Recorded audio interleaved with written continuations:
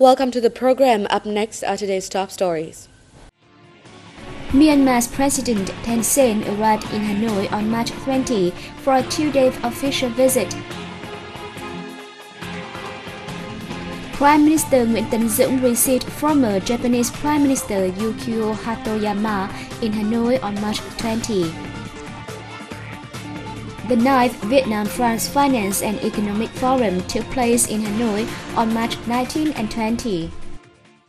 Myanmar's President Thein Sein arrived in Hanoi on March 20th for a two-day official visit. He was welcomed with a grand ceremony by his Vietnamese counterpart, President Trương Tấn Sang.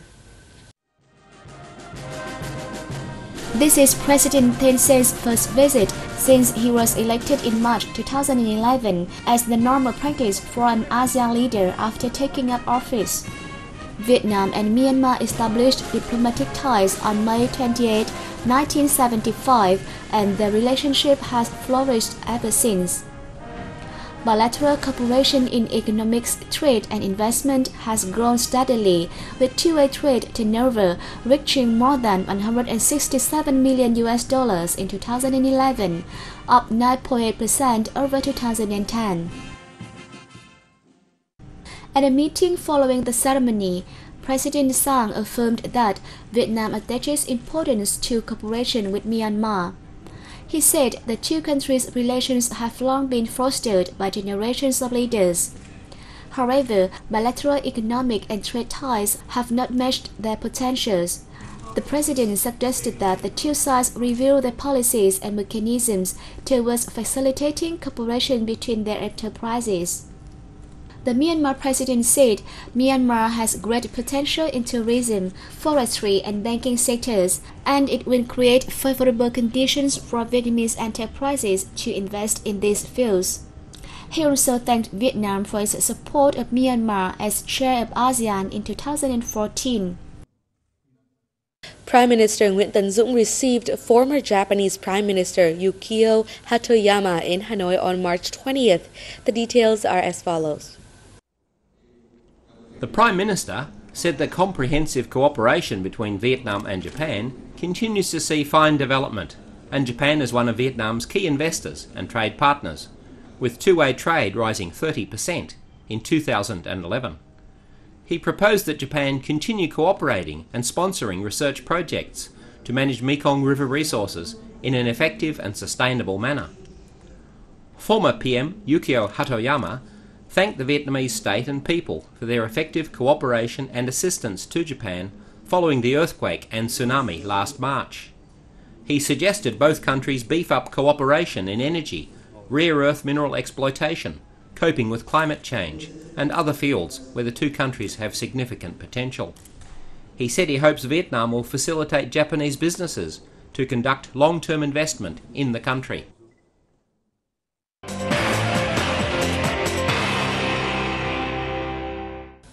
Dozens of Vietnamese guest workers are stranded in Malaysia after their employers failed to extend their visas. The Vietnamese embassy in Malaysia has affirmed that it will continue working with relevant Malaysian agencies to protect the legitimate right of the Vietnamese workers. According to the head of the Labour and Expert Management Board of the embassy, Nguyen Tien San, 42 stranded workers are among a group of 69 who went to Malaysia in 2010. To work under a contract between Viet Ha Tinh Joint Stock Company and Central Ha Tinh Province and its Malaysian counterpart, Asmana. In February, Asmana's partner ended the contract because Asmana failed to pay tax and extend visas for the workers. As a consequence, the Vietnamese workers became jobless. The local media in Malaysia reported on the workers' plight, but failed to mention that it was due to the fault of Asmana. All the Vietnamese workers and a number of Nepalese workers in the same plight were sent to a protection centre operated by Penang State's Immigration Agency on March 17, while waiting for the case to be handled. The official said the Labour and Expert Management Board had met with representatives from Asmana on the case. The company has committed to pay salaries for workers and complete procedures for those who want to return home or extend visas for those who want to stay. Sustainable development will depend on a shift to a green economy, officials said at a seminar held in Hanoi on March 19. Although Vietnam saw an average economic growth rate of more than 7%, the development is not sustainable and competitiveness of the economy is still low. Therefore, it is important to change the growth model and restructure the national economy towards improving growth quality, maximizing natural resources, and protect the environment. In other words, economic restructuring must be towards green growth by promoting environmentally friendly lifestyles and production, reducing the emission of greenhouse gas, adapting to climate change, and developing a modern infrastructure. Experts agreed that green growth will be the pillar of the national development strategy, which is the result of a harmonious combination of sustainable socio-economic development and environmental protection. The green growth strategy for the 2011-2020 period and its vision towards 2050 will be submitted to the government by the end of the year.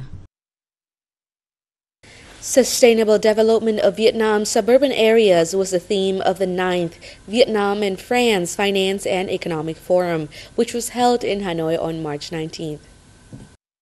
Vietnam currently has 755 cities and towns, with Hanoi and Ho Chi Minh City being the two biggest. According to the World Bank's assessment, Vietnam has the fastest urbanization rate in Southeast Asia. Like many other developing countries, the rapid expansion of urban areas has brought about many challenges to adjacent areas, such as rapid population growth, the shrinking agricultural area, a loss of traditional craft villages, and the widening gap in living conditions between people in and outside the city. Addressing the event, Deputy Prime Minister Hoàng Trung Hải said, the theme of the forum meets leading concerns of Vietnam's urban authorities.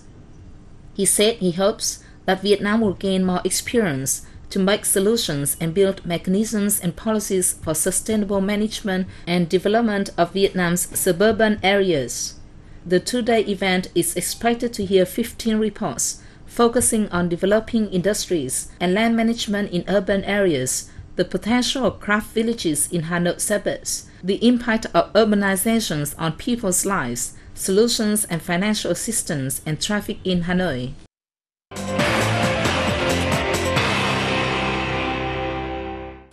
The Consumer Price Index CPI registered only a small rise in March in the country's two major cities of Hanoi and Ho Chi Minh City. Our report has more.